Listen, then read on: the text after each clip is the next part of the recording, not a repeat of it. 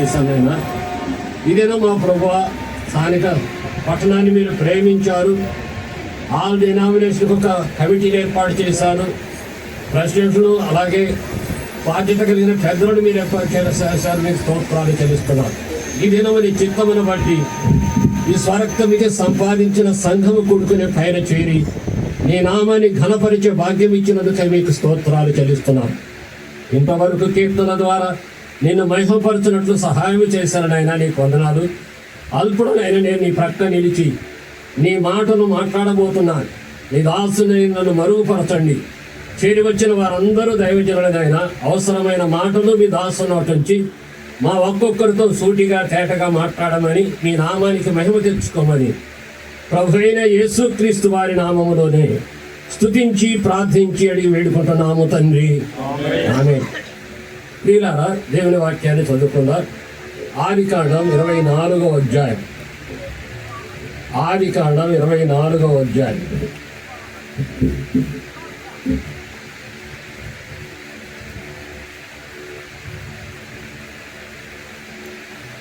అరవై 61వ వచనం చదువుదాం. 24వ అధ్యాయం. ముందు నుండి చదవాలి కానీ సమయం చాలదేమో, వల్ల క్లుప్తంగా ముగించడానికి ఇష్టపడుతున్నా.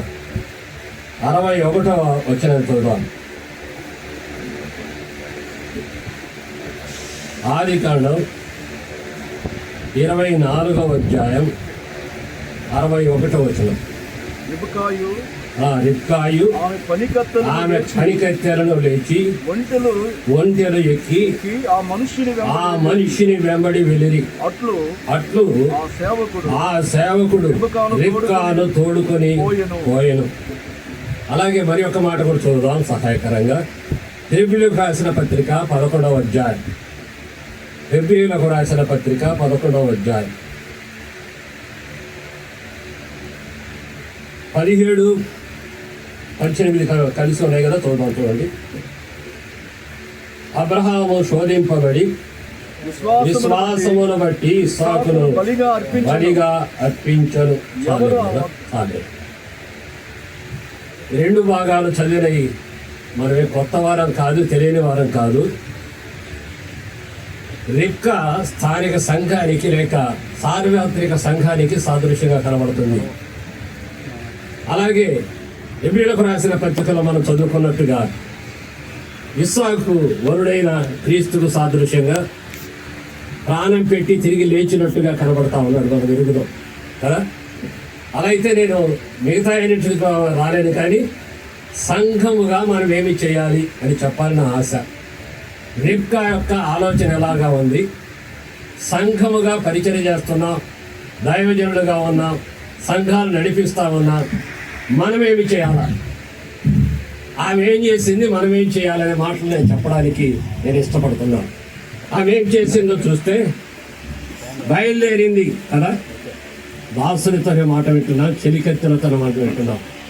ఆ బయలుదేరిన ఆమె చేసిన ప్రాముఖ్యమైన మాట, ఆమె తన తండ్రి ఇంటిని మరిచిపోయిందా లేదా? మరిస్తేనే బయలుదేరిందా లేదా? అడిగారు కదా, వస్తుందో రాదో అడుగుదాం చూడండి. నేను కూడా అడిగారు. ముందున్నాయి ఆ వివరాలను చెప్పడానికి సమయం లేదు. అలా అడిగితే ఆమె ఇష్టపడింది, బయలుదేరింది. అంటే తండ్రి ఇల్లు వదిలింది. మరి మన పరిస్థితి ఏంటి? యోహాను సువార్త 8వ అధ్యాయం. యోహాను సువార్త 8వ అధ్యాయం 44వ వచనం చదువు చూడండి. యోహాను సువార్త 8వ అధ్యాయం 44వ వచనం చదువు చూడండి. తీసి సహకరిస్తే కొంచెం మేలన్నా. 8వ అధ్యాయం 44వ వచనం. మీరు మీ తండ్రి యొక్క అపవాది సంబంధులు, మీ తండ్రి దురాశలు నెరవేర్చగోరుతున్నారు. వాడు ఆది నుండి నరహంతకుడై ఉండి సత్యమందు నిలిచిన వాడు కాడు. చాలు.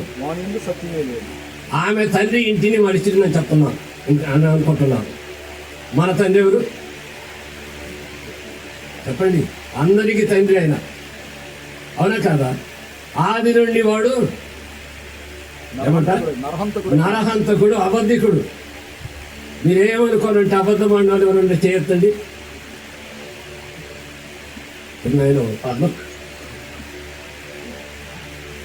ఆయన ఎవరైతే ఆయన ఎవరైతే ఒకప్పుడు మన తండ్రి. ఒకప్పుడు సంగతి లేదు, ఇప్పుడు సంగతి నేను చెప్పడం లేదు కదా.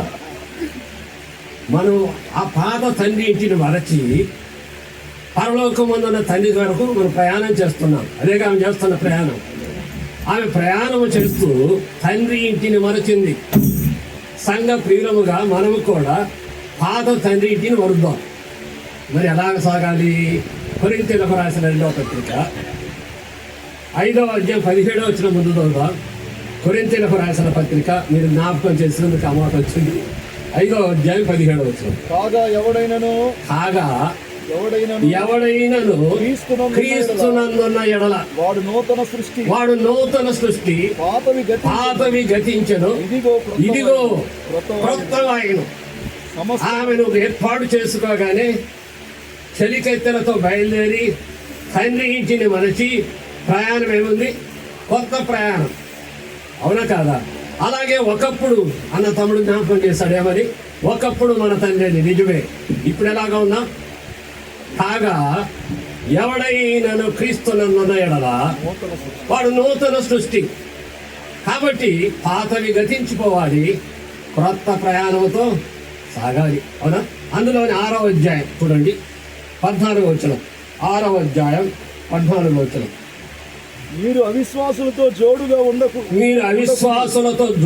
ఉండకుడి. నీతికి దుర్నీతితో ఏమి సాంగత్యము? వెలుగునకు చీకటితో ఏమి పొత్తు? క్రీస్తునకు బెలియాలతో ఏమి సంబంధము? అవిశ్వాసితో విశ్వాసికి వాళ్ళెక్కడిది? దేవుని ఆలయమునకు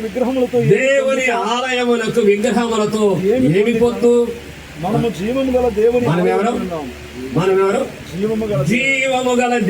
ఆలయమై ఉన్నాం.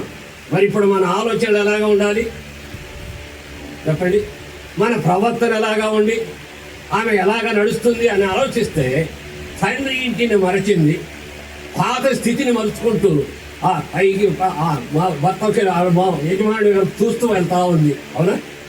అలాగా వెళ్తూ ఉండగా ఎందుకు వెళ్తుందని ఒకరు గమనిస్తే కీర్తన అక్కడ రాస్తూ 45వ కీర్తన ఇలాగా రాస్తాడు.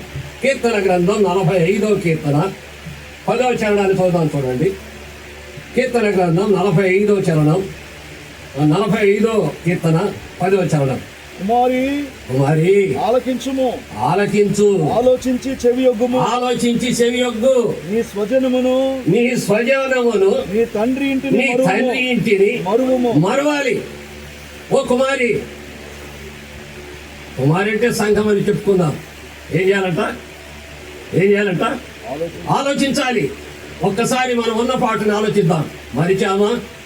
ఇంకా అల్లాయి పాతయి. ఇక నేను వివరం చెప్పనక్కల్లా, జ్ఞాపకం వస్తా ఉన్నాయా? ఆమె ఏం చేస్తుందో? ఏం చేయాలంట? కుమారి నీ తండ్రి ఇంటిని మరవము,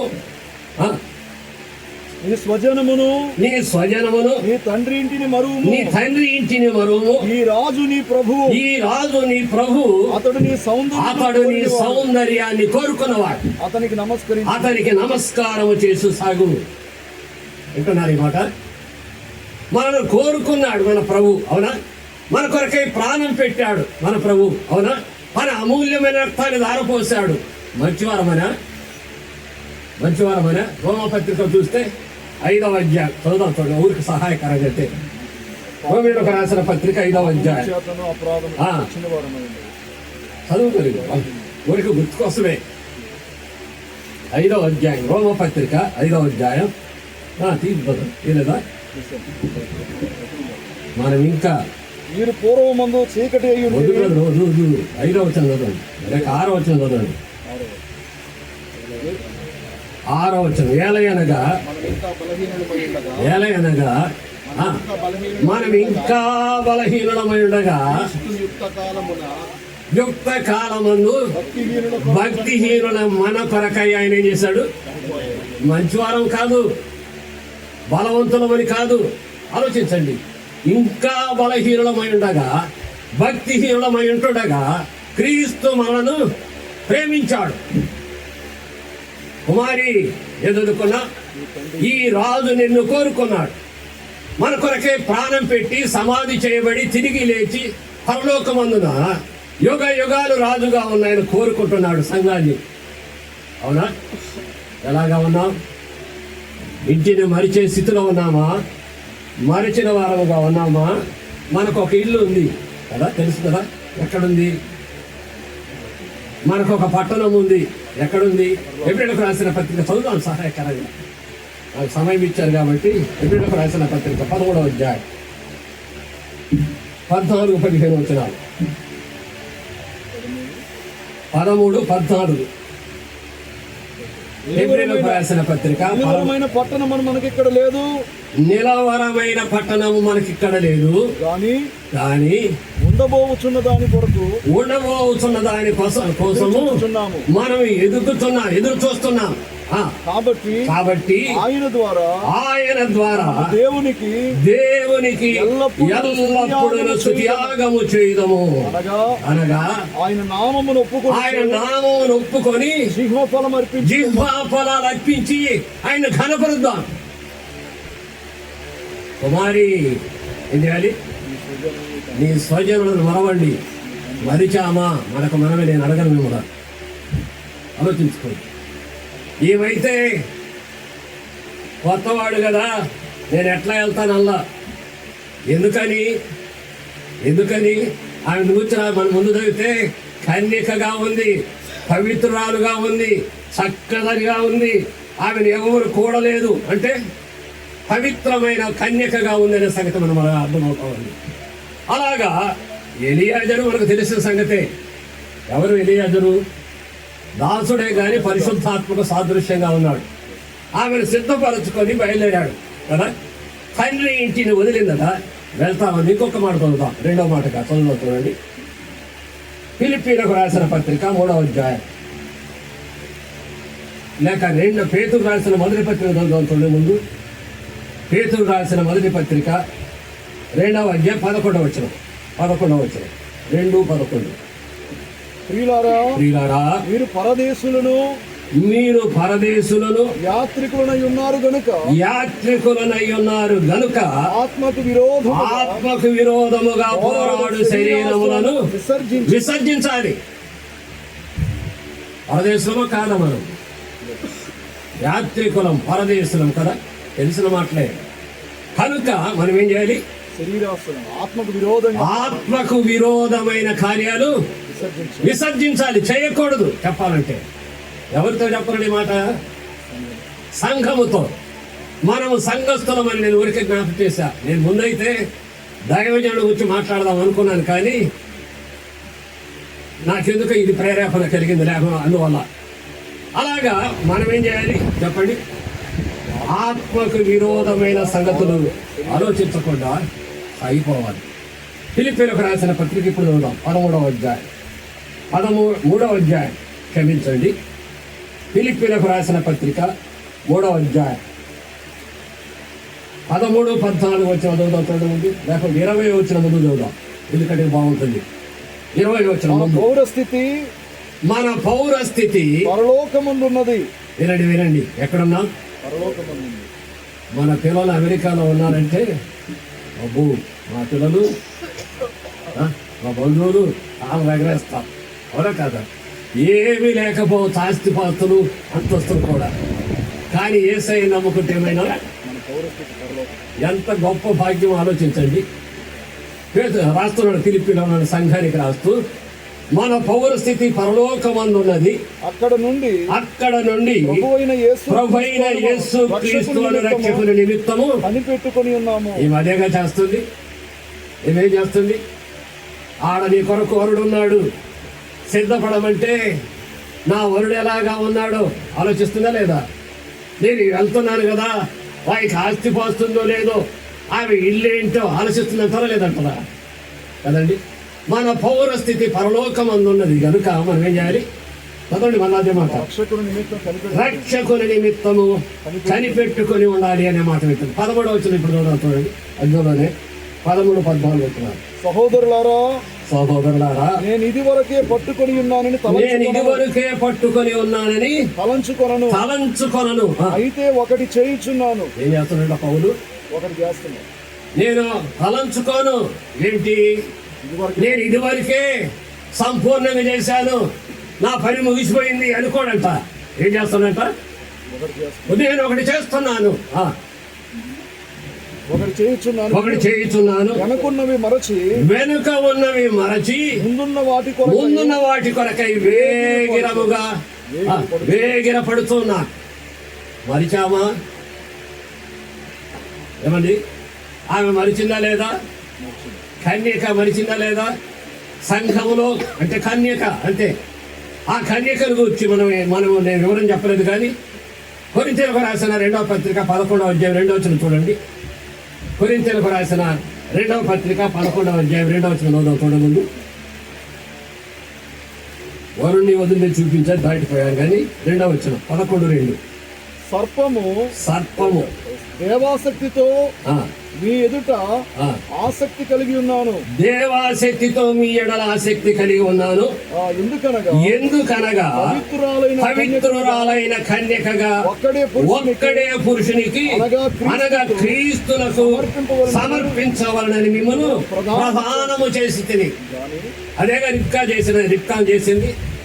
ఒక్కడే పురుషుని కొరకై ప్రధానము చేసుకొని సిద్ధపరిచి ప్రయాణం చేస్తా ఉన్నారు. అలాగా ప్రయాణము చేస్తుంటే వధువైన రిబ్కా ఏం చేస్తుంది? ఇంటిని మరిచిందట. తర్వాత ఏం చేస్తుంది?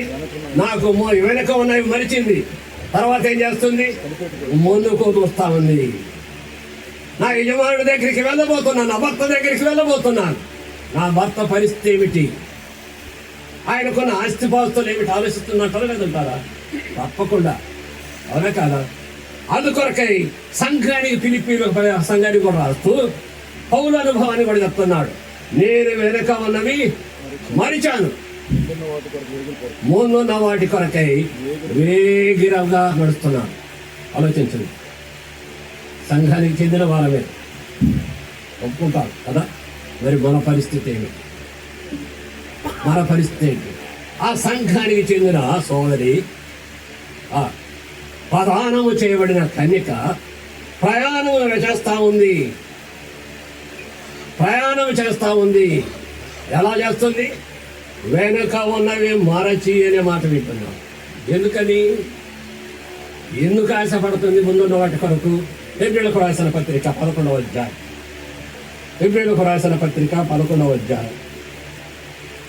8-9 ముందు 12-1 చూడండి. 1-2 బాగుంటుంది. ఇంత గొప్ప సాక్షి సమూహము మేఘము వలె మనలను ఆవరించున్నందున తర్వాత చదువుతారా? మనము కూడా ప్రతి భారమును అర్థమవుతుందా? సులువుగా చిక్కులు పెట్టి పాపమును. ఒక్క వ్యక్తిని నేను జ్ఞాపకం చేస్తున్నా. లిస్టు 11 చూస్తే విశ్వాసాల లిస్టే ఉంది కదా. విశ్వాస వీరుల సంఘం పేర్లు ఉన్నాయి. ఇంత గొప్ప సాక్షి సమూహం మేఘము వలె మనల్ని ఆవరించి ఉన్నందున మనము కూడా ప్రతి భారమును సులువుగా చిక్కులు పెట్టు పాపమును విడిచిపెట్టి విశ్వాసమునకు కర్తయు దాని కొనసాగించువాడైన యేసు వైపు చూచుతూ మన ఎదుట ఉంచబడిన పందెములో ఓపికతో పరిగెత్తుదాం. కన్యక ఏం చేస్తుంది? ఓపికతో, నా భర్త అక్కడ ఉన్నాడు, యజమానుడు ప్రయాణం చేస్తుంది. కొత్త ఇల్లు అనుకోలే, కొత్త ప్రయాణం అనుకోలే. అర్థమైందా? ప్రభు వైపు చూస్తుంది, యజమానుడు వైపు చూస్తుంది. ఆమె చూపంత ఎక్కడుంది? యజమానుడి మీదనే, వరుడి మీదనే కదా. అలాగా ఓపికతో మనకు కూడా చెప్తున్నాడు. ఇంత గొప్ప సాక్షి సమూహము మేఘము వలె మనల్ని ఆవరించున్నందున మనం ఏం చేయాలి? చిన్నదాని కూడా కొంటమే. అవునా కాదా? ఒప్పుకుందాం. ఏం చేయాలంట? ప్రతి భారమును సులువుగా చిక్కుల పెట్టు పాపమును విడిచిపెట్టి విశ్వాసమునకు కర్తయు దాన్ని కొనసాగించువాడైన యేసు వైపు చూచుతూ మన ఎదుట వద్ద పందెములో ఓపిక తెచ్చుకుందాం, ఓపికతో పనిచేద్దాం. ప్రభు దగ్గరికి చేరబోతున్నాం. అవునా? వెళ్తామా లేదా? ఇప్పుడు రండి, మళ్ళా 11వ అధ్యాయం 8వ వచనం. 9 వచనాలు. ఎందుకో అలాంటి చెప్పాలి. 11, 8, 9. అబ్రహాము ఆ. పిలువబడినప్పుడు విశ్వాసమును బట్టి ఆ పిలుపునకు లోబడి తాను స్వాస్థ్యముగా పొందనయ్యున్న ప్రదేశమునకు బయలు వెళ్ళెను మరియు ఎక్కడికి వెళ్ళవలెను అది ఎరుగక బయలు వెళ్ళెను. వింటున్నారు ఈ మాట?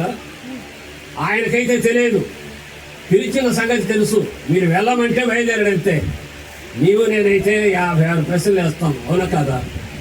ఏమయ్యా నన్ను వెళ్ళమంటున్నావే, వస్తా, నిజమే, నేను చెప్పిన కాడికి వస్తాను, కానీ ఎక్కడికి వెళ్ళాలి, ఏ ఊర్లో ఉండాలి, అడిగి పోతే నాకు ఇల్లేమన్నా దొరుకుతుందా లేదా, తినడానికి సరైన తిండి అడుగుతామా లేదా? అడుగుతామండి. ఆయన ఏం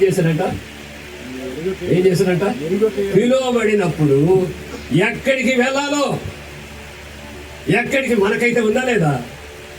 మనకైతే పరలోకం ఉంది.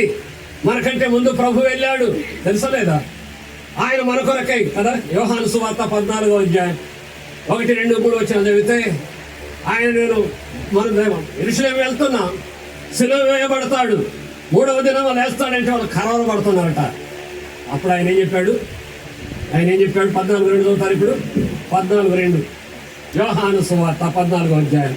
అక్కడే 11 వచ్చిన వాటి పెట్టుకుని, మీ హృదయములు కలవరపడనీయకుడి, దేవుని యందు విశ్వాసం ఉంచుతున్నారు, నా యందున విశ్వాసం ఉంచుడి.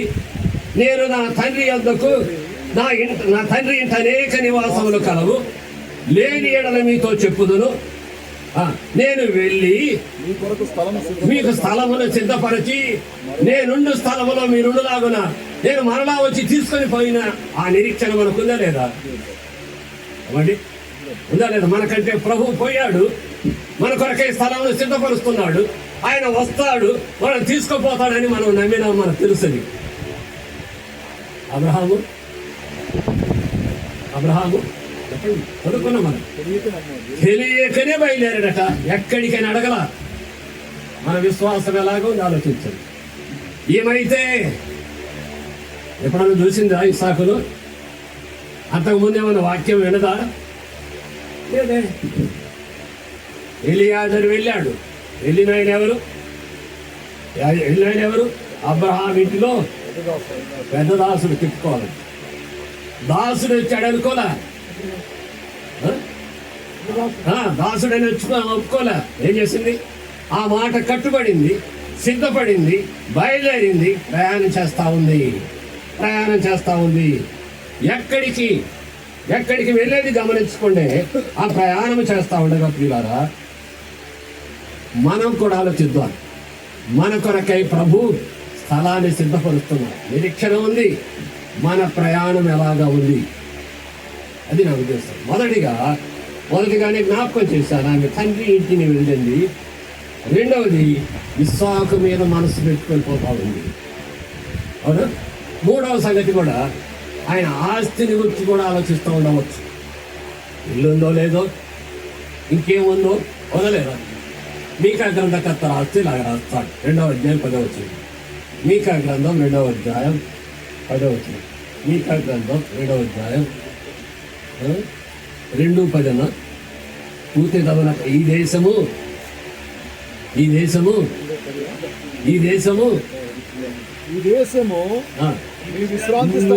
విశ్రాంతి స్థలం కాదు. మీరు లేచి వెళ్ళిపోండి. యేసయ్య ఉన్నాడు, నా కొరకై ప్రాణం పెట్టాడు, నన్ను రక్షించాడు, పరలోకంలో నా కొరకై వెళ్ళి స్థలమును సిద్ధపరుస్తున్నాడు. ఇవన్నీ ఎరిగినా ఏమనుకోవద్దు, ధైర్యం ఉన్నదా?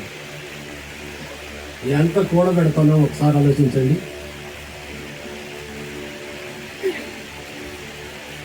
ఏమి కావాలని కోరుకుంటున్నామని ఆలోచించండి. ఈ దేశము విశ్రాంతి స్థలము కాదట.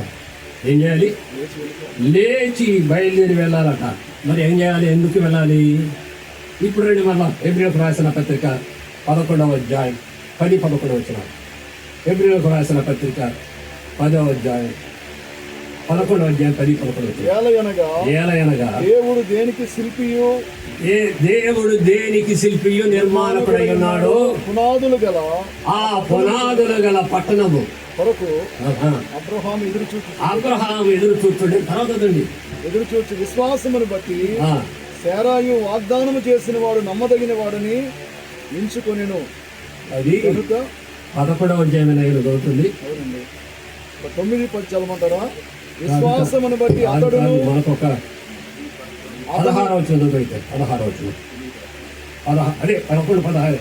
అయితే ఆ. వారు మరి శ్రేష్టమైన దేశమును మరి శ్రేష్టమైన దేశమును అనగా పరలోక సంబంధమైన దేశమును పరలోక సంబంధమైన దేశమును కోరుచున్నారు. అందుచేత తాను వారి దేవుడిని అనిపించుకొనుటకు వింటున్నారు ఈ మాట అర్థమవుతుందా? తాను వారి దేవుడిని అనిపించుకొనుటకు దేవుడు వారిని గూర్చి సిగ్గుపడడు. దేవుడు వారిని వచ్చి సిగ్గుపడట. ఆలోచించండి, మన గురించి ఆ మాట చెప్పగలడా? ఆలోచించండి. ఆమె అయితే పెద్ద దాసుడైనా సరే తండ్రి ఇంటిని వదిలింది, యజమానుడి తట్టు చూస్తా ఉంది. ఎందుకో తెలుసా? ఇక్కడ అంటుంది మనకేంటంట, పునాదులు గల శాశ్వతమైన పట్టణం, పరలోక సంబంధమైన శ్రేష్టమైన దేశం. అందుచేత తాను దేవుడిని అనిపించుకున్నటకు దేవుడు వాడిని గురించి సిగ్గుపడడు. ఎలయనగా ఆయన వారి కొరకు ఒక పట్టణమును సిద్ధపరుచున్నాడు. ఆ ఆశ ఉంటే, ఆ తలంపు ఉంటే, ఆ గురి మనకుంటే ఒకసారి ఆలోచించుకోండి. ప్రయాస పడతామా ఇవన్నిటికీ? ఏమండి, అర్థమవుతుంది కదా?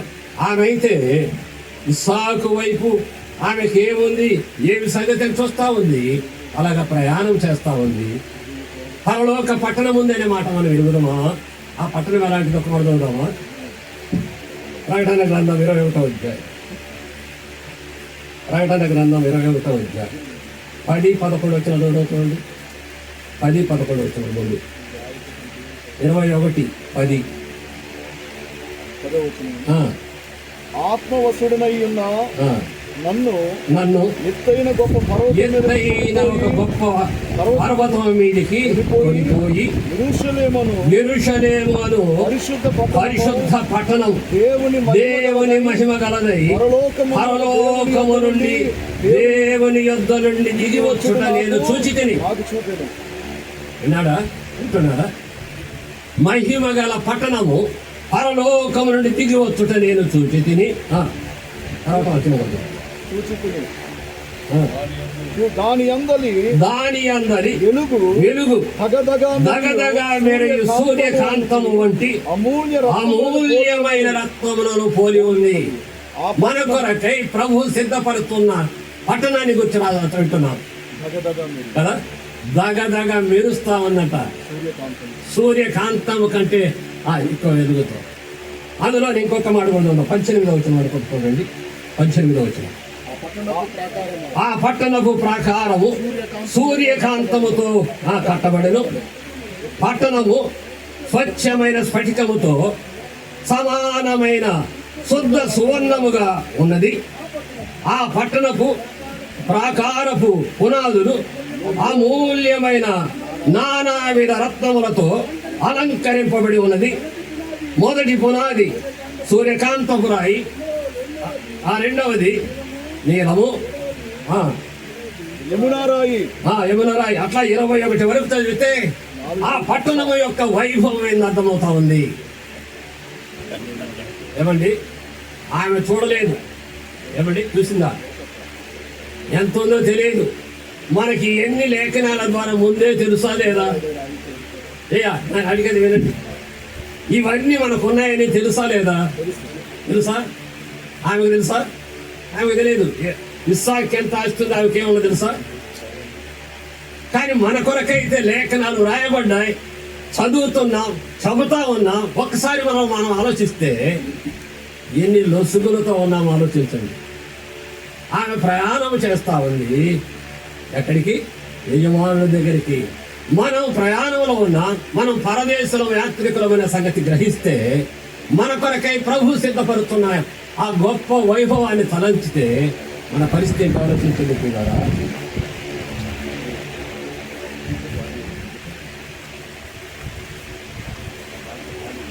అలాగా నడిచే ముందు ఆమెను సిద్ధపరిచాడా లేదా?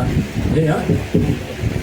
ఆమె బయలుదేరక ముందు ఎవరు పెద్ద దాసుడు అనే మాట అన్న చెప్తున్నాడు. సిద్ధపరిచాడు లేదా? మనల్ని సిద్ధపరుస్తున్నారు లేదా? మనం సిద్ధపరుస్తున్నారు. ఎవరు? యోహాను సువార్త చూడండి. ఎవరు? అవుదాం. అందుకే కదా 14వ అధ్యాయం, యోహాను సువార్త 14వ అధ్యాయం 15, 16, 17. యోహాను సువార్త 14వ అధ్యాయం. మీరు నన్ను ప్రేమించిన ఎడల ఆజ్ఞలను గైకొందురు. నేను తండ్రిని వేడుకొందును. మీ యొద్ద ఎల్లప్పుడు ఉండుటకై ఆయన వేరొక ఆదరణకర్తను అనగా సత్యస్వరూపిగా ఆత్మను మీకు అనుగ్రహించును. లోకము ఆయనను చూడదు, ఆయన ఎరుగదు కనుక ఆయనను పొందనేరదు. మీరు అయితే ఆయన ఎరుగుదురు. ఆయనతో మీరు ఆయన్ను ఎరుగుదురు. ఎరిగితే ఎందుకు చేస్తున్నామండి? ఏమండి ఆలోచించండి. దైవజనులం పెద్దలం కాదనండి. ఎరుగుదురు. అందులోనే 16వ అధ్యాయం చూడండి, 12వ వచనం, 12, 13 వచనం. అందులోనే నేను మీతో చెప్పవలసినది ఇప్పుడు అనేక సంగతులు కలవు, కానీ ఇప్పుడు వాటిని మీరు గ్రహింపలేరు. అయితే ఆయన అనగా సత్యస్వరూపైన ఆత్మ వచ్చినప్పుడు మిమ్మల్ని సర్వసత్యములోనికి నడిపించును. మనం సిద్ధపరుస్తున్నా లేదా? ఆమెకి ఏమీ లేకపోయినా నమ్మినది, విశ్వాసం ఉంచినది, ప్రయాణం చేస్తా ఉంది. మనకు అన్నీ ఉండి కూడా చెప్తున్నమాట, అన్నీ ఉండి కూడా ఎలాగా ఉన్నాం ఆలోచించండి. అలాగా ఆమె సిద్ధపడుతూ వెళ్తా ఉంటే ఆమె కాదు అన్న పాట ఒకసారి పాడమాడుతూ ప్రార్థన చేయనట్టున్నాడు. ప్రార్థన చేసే దేవుడు రోమపత్రిక చూడండి 8:26. తెలిసిన మాటలే. రోమీయులకు రాసిన పత్రిక 8వ అధ్యాయం 26వ వచనం. అటువలే ఆత్మయు మన బలహీనతను చూసి సహాయము చేస్తున్నాడు. ఏం చేస్తాడు? ఎవరు? ఆత్మ. మన కొరకై పరిశుద్ధాత్ముడు మనలో ఉన్నాడా లేదా? ఎప్పుడు వస్తాడు? ఎఫెసీయులకు రాసిన పత్రిక 1వ అధ్యాయం 13, 14 చూడండి. ఎఫెసీయులకు రాసిన పత్రిక 1వ అధ్యాయం 13, 14 చూడండి. మీరు సత్యవాక్యమును విని అనగా మీ రక్షణ సువార్తను విని క్రీస్తునందు విశ్వాసం ఉంచి వాగ్దానము చేయబడిన ఆత్మ చేత ముద్రించబడితే. వివరాలు పోవాలంటే అపోస్తల కార్యగ్రంథం 1:8 చదువుకుంటా. నేను వెళ్ళిన తర్వాత మీకు పంపిస్తానండి. వాగ్దానం చేశాడు, వాగ్దానం చేయబడిన ఆత్మ వచ్చింది. అదేం చేస్తుందంటే ఇదే యోహాను సువార్త 16వ అధ్యాయానికి వస్తే మీ పాపమును గుర్తు తెలియజేస్తుంది, మీ నీతిని గుర్తు తెలియజేస్తుంది, మిమ్మల్ని ఒప్పింపజేస్తుంది తీర్పులోకి. అలాగా మీరు కూడా మీ రక్షణ సువార్తను విని వాగ్దానము చేయబడిన ఆత్మ చేత ముద్రించబడుతుంది. 14 వచ్చిన పడుతుంది. దేవుని మహిమకు కీర్తి కలుగునట్టు ఆయన సంపాదించుకున్న ప్రజలకు విమోచనము కలుగు నిమిత్తము ఈ ఆత్మ మన స్వాస్థ్యమునకు మనకు సంచకరువుగా ఉన్నాడు. దేవునికి స్తోత్రం. మనలో ఉండి ఎల్లప్పుడూ ఉండి మన లోడు తెలియజేస్తూ ప్రార్థన రాకపోతే ఏం చేస్తున్నట్టే 8వ అధ్యాయం 20 అనుకున్నాం. మన బలహీనత చూచి ఎలాగా ప్రార్థన చేయాలో నడిపించిన ఎవరు? మనం కాదండి, పరిశుద్ధాత్ముడు మనలో ఉండి చెప్పశక్యము గాని మూంగుల చేత ఆయన మన కొరకై విజ్ఞాపన చేస్తున్నాడు. 3 సంగతులు 4 సంగతులు జ్ఞాపకం చేశారు. మరి ఇలాగా ఆమె సిద్ధపడింది. మనము సంఘముగా పెద్దలముగా మనము సిద్ధపడాలని మనసులో పెట్టుకున్నాం. ఈయన ఇలా జరుగుతుంటే ఆయన ఏం చేస్తున్నాడు? యజమానుడు పొలంలో ధ్యానిస్తున్నాడు. చదువుతాం ఇక్కడ 64 24 చదవండి. 62 63 ముగిస్తానండి. టైంకే ముగిస్తాను. నాకు టైం చెప్తే నేను దాటలేదు. నాకు తెలుసు.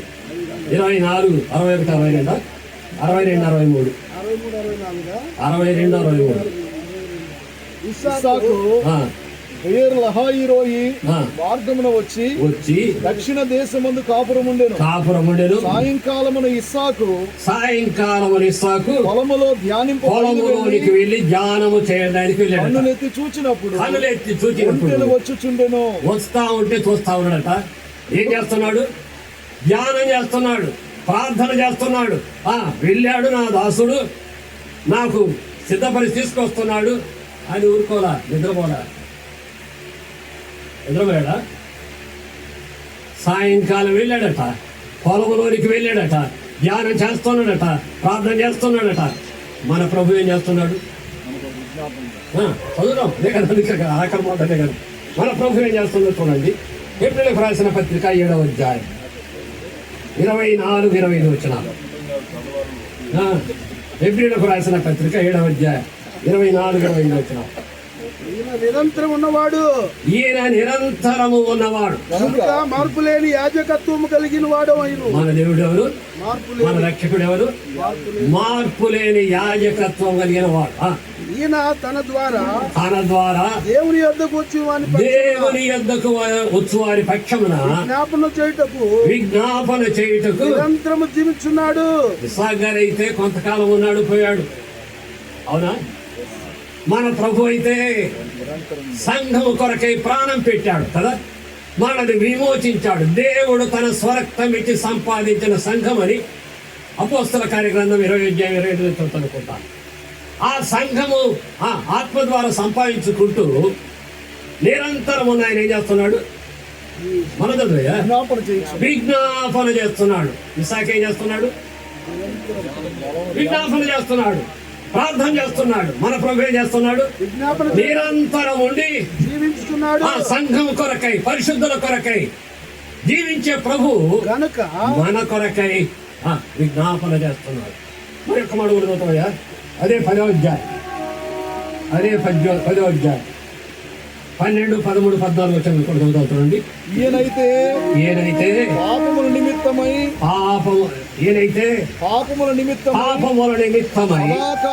సదాకాలము నిలుచు ఒక్క బలి అర్పించి అప్పటి నుండి తన శత్రువులను తన పాదములకు పీఠముగా చేయవరకు కనిపెట్టుచు దేవుని కుడి పార్శ్వమున ఆసీనుడాయను.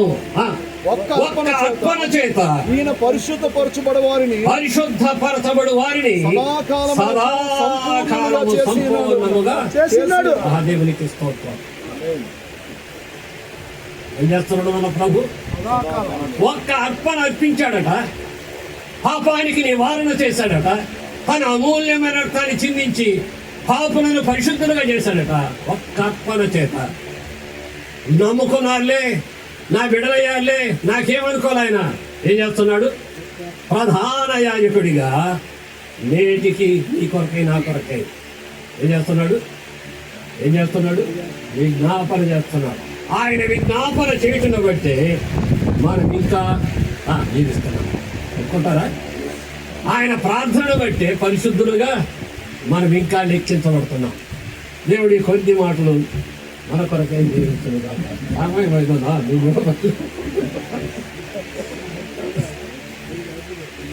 రిబ్కా కన్యకగా, రిబ్కా ప్రధానము చేయబడిన స్త్రీగా సంఘముగా బయలుదేరితే వరుడైన యేసుక్రీస్తు వారు మన కొరకై ప్రాణం పెట్టి సంఘాన్ని సంపాదించుకున్నాడు, వధువును సంపాదించుకున్నాడు. అదే మనం చదువుకున్నాం. కొరింథీయులకు రాసిన 2వ పత్రిక 11-2 వచనంలో ఆసక్తితో మిమ్మల్ని మీ ఎడల నేను ప్రధానము చేశాను. అలాగా ప్రధానము చేయబడిన సంఘముగా మనం సాగుతున్నాం. అవునా? అలాగా సాగే మనము 2-3 వరకు నేను జ్ఞాపకం చేశాను. అర్థమైంది కదా? యాత్రలో ఉన్న ప్రభు వైపు చూద్దాం, మన బలహీనతను చూసుకుందాం, మన కొరకు ఆయన సిద్ధపరిచే ఎంత గొప్పయో ఆలోచిస్తే ఉత్తుపడం నిజమా ఉత్తుపడుతుందా? ఎప్పుడైతే మనకెళ్ళి చూస్తామో దిగబడిపోతాం. అలా ఉండక ప్రభు వైపు చూద్దాం. ఆమె చేరింది, గొప్ప దీవెన పొందిన సంగతి మనం ఎదుగుతాం. దీవెన పొందినా లేదా? అలాగే మనం కూడా ప్రభు దగ్గరికి వెళ్తాం, నిత్యమాయతో ఉంటాం, అట్టి అనుభవం కలిగి ఉంటాం. దేవుడి తలంపులు మన కొరకై దీవించిన గాక. సమయం ఇచ్చిన అధ్యక్షుల వారికి, ఎనిమిది ఉన్న వారికి అందరికీ కూడా ప్రభు నామమున వందనాలు తెలుస్తున్నాను. Thank you.